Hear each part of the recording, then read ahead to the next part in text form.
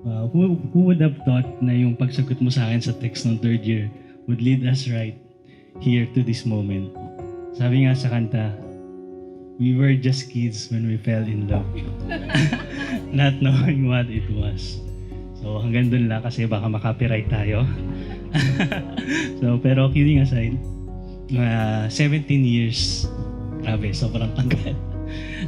But we have so many memories na pag nilagay ko dito, feeling ko kukulangin yung mga pages at baka abutin pa tayo ng ilang araw. Pero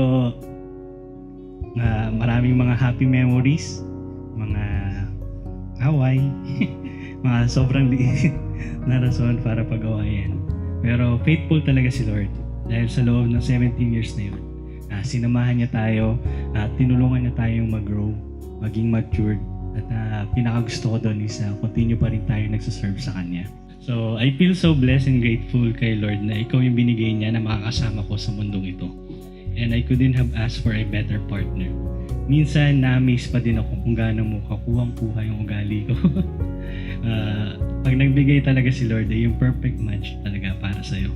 With God at center of our marriage, and I can't wait to create more memories and to continue serving Him with you by my side. At sa mga morning walking pa natin, na diretso lang talaga sa McDo.